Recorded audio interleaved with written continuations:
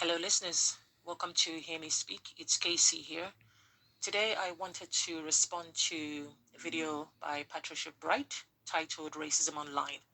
I wanted to talk about the fact that it's not enough to be black. You have to say the words that others may not necessarily want to hear. Now, the recent video upload where Patricia mentioned that she wanted to discuss the current issue happening right now all over the world and to do with the racism situation that's gripping America.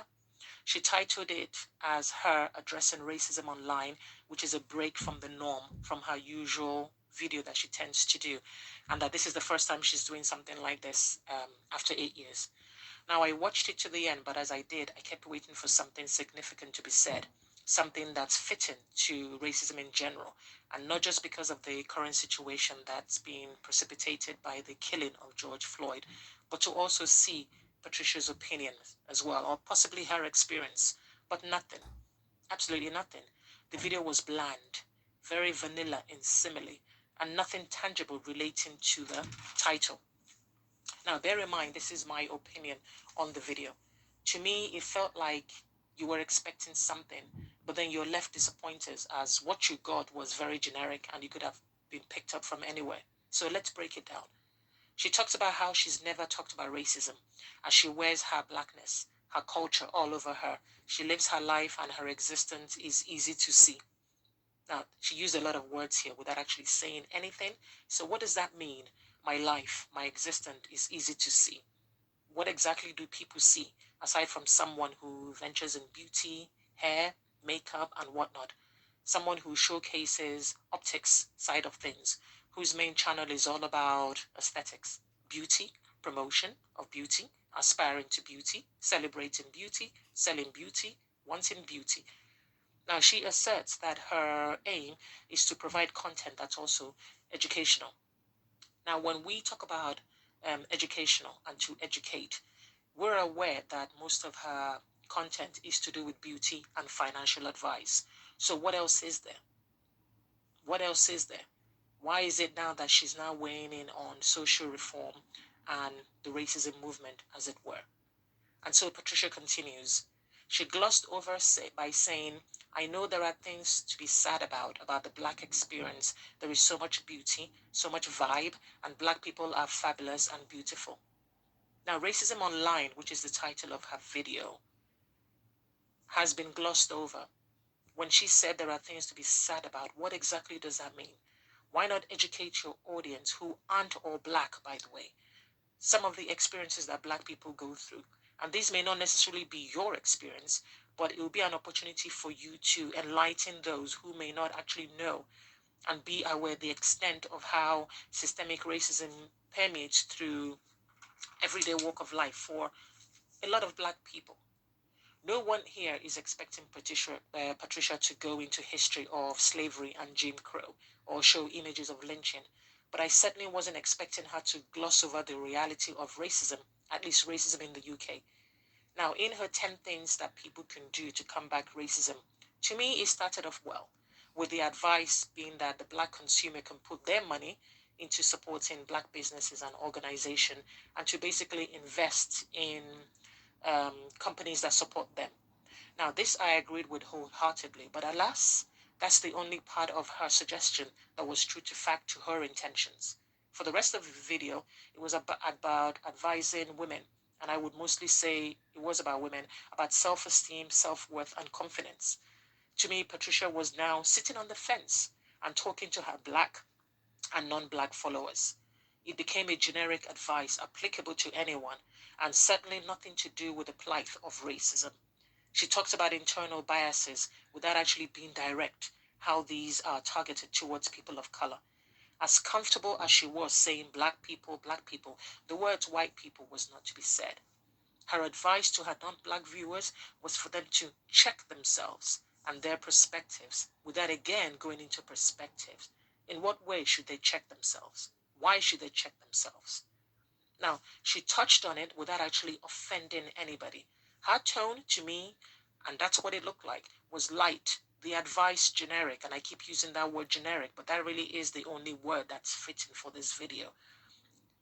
she wouldn't come across, I think that she didn't want to come across as hard, possibly aggressive, just the right amount of acceptable.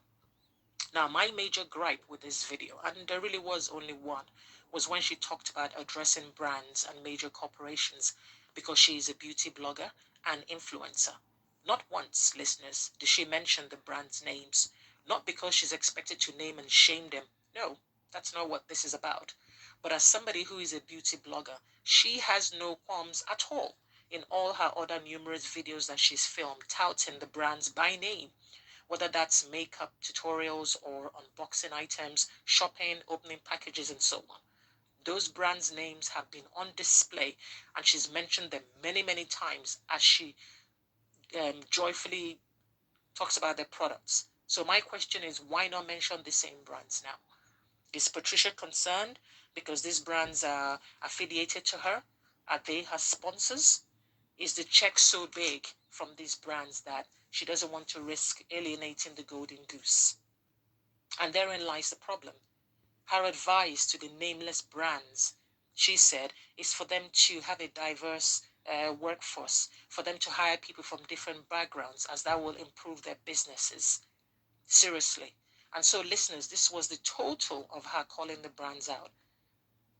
Little so-called advice, again, that can be applied to anyone and anything.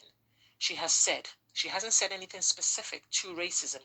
I expected her to name the brands whose products are consumed by millions of black people who have yet to speak up for black people.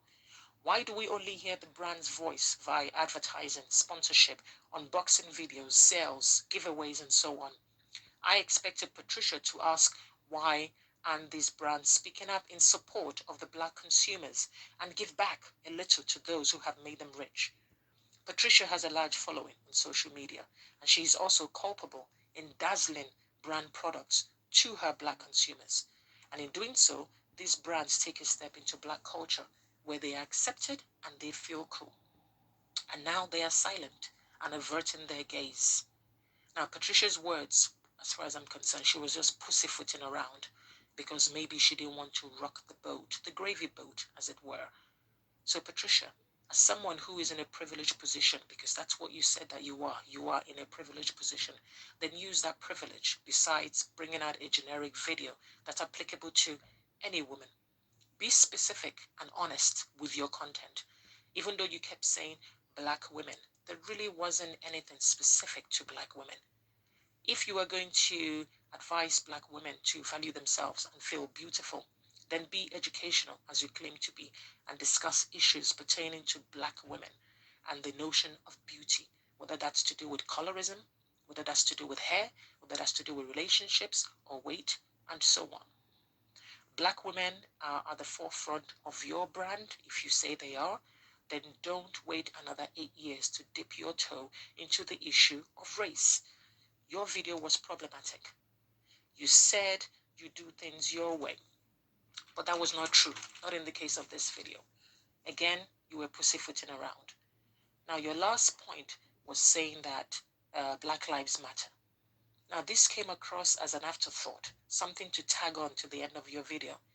If you want, you are not expected to cry on the video, please. You are not expected to carry the weight of the world again on your shoulders.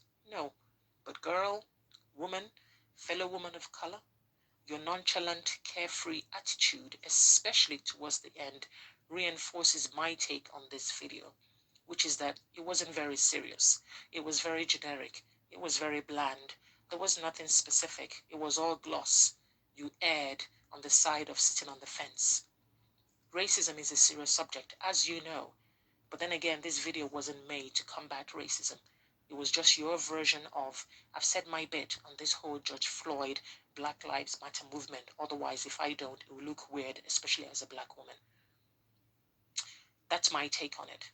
And that's why I found your video problematic. As usual, thanks for listening. Let me know your thoughts in the comment section. Share this video if you will. Subscribe if you wish. Take care.